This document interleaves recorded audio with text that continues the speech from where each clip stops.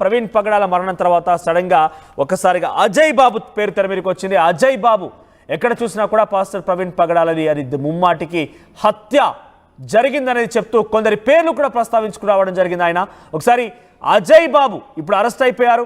ఆయన ఎక్కడున్నారో ఇంకా తెలియలేదు. అరెస్ట్ చేశారు police, north zone police arrest చేసి హైదరాబాద్ తరలించారు.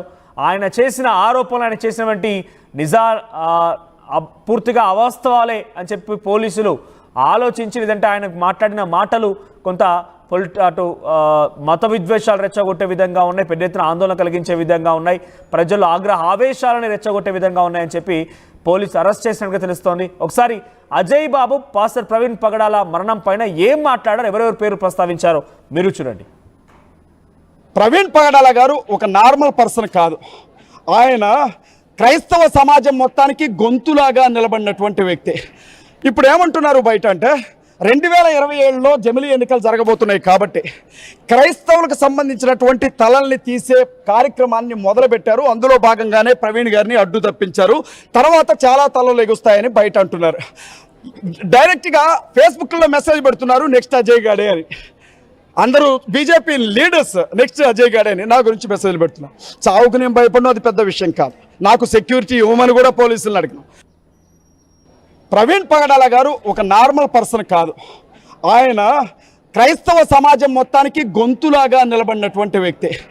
ఇప్పుడు ఏమంటున్నారు బయట అంటే 2027లో జమిలీ ఎన్నికలు జరగబోతున్నాయి కాబట్టి క్రైస్తవులకు సంబంధించినటువంటి తలల్ని తీసే కార్యక్రమాన్ని మొదలుపెట్టారు. అందులో భాగంగానే ప్రవీణ్ గారిని అడ్డు తప్పించారు. తర్వాత చాలా తలలు ఎగుస్తాయని బయట అంటున్నారు. డైరెక్ట్గా ఫేస్బుక్లో మెసేజ్ పెడుతున్నారు, నెక్స్ట్ అజయ్ గాడే అని. అందరూ బీజేపీ లీడర్స్ నెక్స్ట్ అజయ్ గాడే అని నా గురించి మెసేజ్లు పెడుతున్నారు. చావుకు నేను భయపడడం అది పెద్ద విషయం కాదు. నాకు సెక్యూరిటీ ఇవ్వమని కూడా పోలీసులను అడిగిన. దాదాపు ప్రతి పాస్టర్ గారు ప్రతి సంఘం ఈ వీడియోని చూస్తారు కాబట్టి పోస్ట్ మార్టం రిపోర్ట్ వచ్చాక నేను కూడా అందరిలాగా వచ్చిన ఒక్కడిని మాత్రమే, నేను వీళ్ళకి నాయకుడిని కాదు. ఇక్కడ చాలామంది పెద్ద నాయకులు ఉన్నారు. ఆ పెద్ద నాయకులందరూ కూడా తీసుకునే నిర్ణయాన్ని బట్టి ఏం చేయాలి అనేది పాస్టర్లకి ఇక్కడ ఉన్నటువంటి స్థానిక నాయకులు విజయప్రసాద్ రెడ్డి గారు కావచ్చు, వికేఆర్ గారు కావచ్చు, జేమ్స్ గారు కావచ్చు, సంతోష్ రెడ్డి గారు కావచ్చు, జాన్ బెన్ని లింగం గారు కావచ్చు, ఇంకా చాలామంది పెద్ద నాయకులు ఆంధ్రాలో క్రైస్తవుల్ని కంటికి రెప్పలా కాపాడుతున్న వారు ఉన్నారు. వారి నిర్ణయాన్ని బట్టి వారితో నడవడానికి నేను మా CMDF టీం కూడా సిద్ధంగా ఉంటామని తెలియజేస్తా ఉన్నా. ఆయన ఇప్పుడు బయలుదేరారని మీకు ప్రచారంగా తెలిసింది. అతను ప్రముఖ వ్యక్తి. ఆయనకి ఒంటరిగా బయలుదేరడానికి కారణాలు ఏంటి? ఎందుకు, ఏ సమయంలో, ఎక్కడ బయలుదేరని మీకు వచ్చిన సమాచారం? సార్, ఆయన విజయవాడ నుంచి రాజమండ్రికి వచ్చారు బుల్లెట్ మీద. వస్తున్నటువంటి దారిలోనే ఆ టోల్ గేట్కి ముందే ఆయన బండికి సంబంధించిన హెడ్ లైట్ని ఎవరో పగలగొట్టారు. ఎవరు పగలగొట్టారో విషయం బయటికి రావాలి. అప్పటికే ఆయన తూలుతూ వస్తున్నట్లుగా చాలా స్పష్టంగా ఆ సీసీ ఫుటేజ్లో కనపడుతుంది. అసలు అంతకు ముందు ఏం జరిగిందో CCTV ఫుటేజ్ ఎందుకు చూపించట్లేదు నేను అడుగుతా ఉన్నా. ఇక్కడ CCTV ఫుటేజ్ చూపెడుతున్నారు, దానికంటే ముందు CCTV ఫుటేజ్ను కూడా బయటికి తీయండి దయచేసి. ఏ పక్షపాతం లేదు కదా, మీరేమీ దాచాలి అనుకోవట్లేదు కదా, మీరు ఎవరి ఒత్తిడికి లోన్ అవ్వట్లేదు కదా. ఓపెన్గా మీ బిడ్డ చనిపోయాడు అనుకోండి, పోలీసు అన్నలకి చేతులెత్తి దండం పెడతా ఉన్నా. మీ ఇంట్లోనే ఈ డెత్ జరిగింది అనుకోని న్యాయం చేయండి అంతే. ఒకవేళ ఇది నిజంగా యాక్సిడెంటా, చేతులు కట్టుకొని వెళ్ళిపోతాం, మా తలరాత అనుకుంటాం, తీసుకొని వెళ్ళిపోతాం. కానీ ఇది హత్యనా? అయితే లాభం కోసం చేశారా, కుట్రతో చేశారా, పగబెట్టుకొని చేశారా? రేపొద్దున వారి కుటుంబం, వారు ఇప్పుడు అమెరికా వెళ్ళిపోతామని అంటున్నారు. రేపు ఉదయం పూట బరియలు జరిగే అవకాశం ఉంది. ఆ కుటుంబాన్ని కూడా చంపుతామని వార్నింగ్ ఇస్తున్నారు. మీరు ఎలాంటి ప్రొటెక్షన్ ఇవ్వబోతున్నారు? ఇంతవరకు ఎవరినైనా మీరు అదుపులోకి తీసుకున్నారు అనుమతుల్ని? శివశక్తి కరుణాకర్ సుగ్గున పాస్టర్ గారు చనిపోయిన వెంటనే ప్రవీణ్ పగడాల గారు చచ్చిపోయాడు, వాడు చచ్చిపోయాడా, ఎవరు చంపారు, ఎందుకు చంపారని పోస్ట్ పెట్టాడు శివశక్తి కరుణాకర్ సుగ్గున. అనుమానితుల లిస్టులో వాడిని పెట్టారా? రాధా మనోహర్ దాస్ అనే వ్యక్తి మీద రైట్. ఇది అజయ్ బాబు మాట్లాడిన మాటలు. ఎవరో తమని జమిలీ ఎన్నికలు జరగబోతున్నాయి కాబట్టి ఆ జమిలీ ఎన్నికలలోపు క్రైస్తవుల తలలు తెగిపడాలి అని చెప్పి ఎవరో చెప్పారట.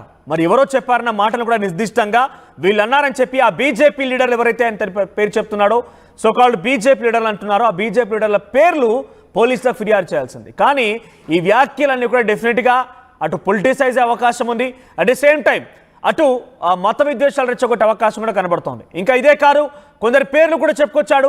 వీళ్ళంతా పోస్టులు పెట్టారు, నెక్స్ట్ టార్గెట్ అజయ్ గాడే అని చెప్పుకారని కూడా ఆయన మాట్లాడుకొచ్చాడు. సో ఇక్కడితో ఆకుండా ఇంకా సొంత లాభం ఉందా, పోలీసులు ఏం చేస్తున్నారు ఏంటని కూడా మాట్లాడుతున్నారు.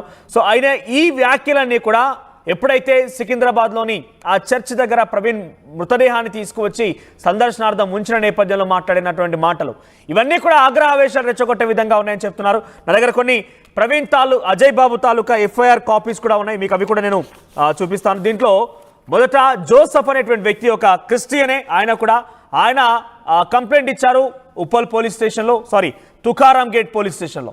ఎందుకు ఏం కంప్లైంట్ ఇచ్చారంటే అజయ్ బాబు ఆగ్రహావేశాలతో మాట్లాడుతూ ఏకంగా క్రైస్తవ దేవుళ్లపైనే విగ్రహాలు పగలగొడతానని చెప్తున్నారు. ఒక క్రైస్తవుడు అయి ఉండి కూడా సాటి క్రైస్తవుల దేవుల విగ్రహాలు పగలగొట్టడం, లేకపోతే ఆగ్రహావేశాలు రెచ్చగొట్టే విధంగా చేయడం, దాంట్లో కూడా క్యాథలిక్, రోమన్ ఇంకా రకరకాలుగా ఉన్నాయి. కాబట్టి వాటిపైన నాకు నమ్మకం లేదు, విశ్వాసం లేదని చెప్పి వాటి గురించి కూడా మాట్లాడుకొచ్చాడు.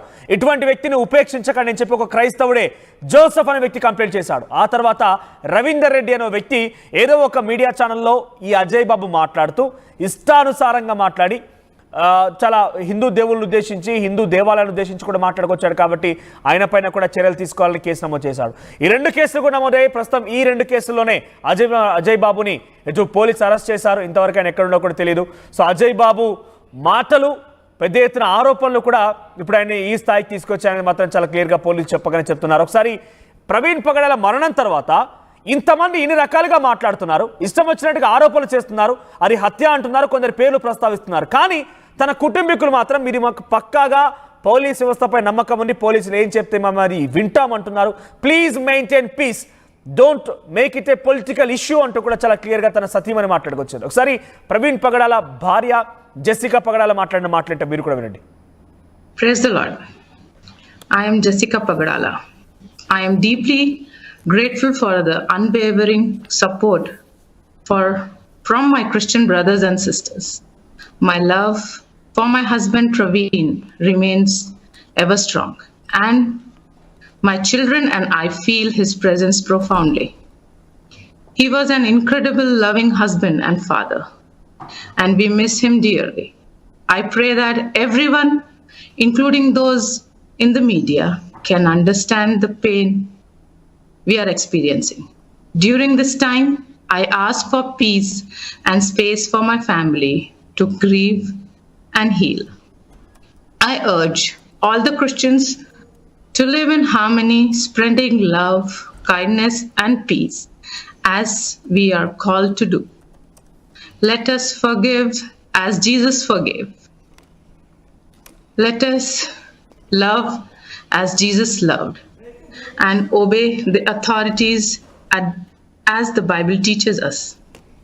I encourage everyone to focus on their ministry, not an external distraction, but on building lives and serving those who are in need, whether it's feeding the hungry, caring for the orphans, or supporting the poor.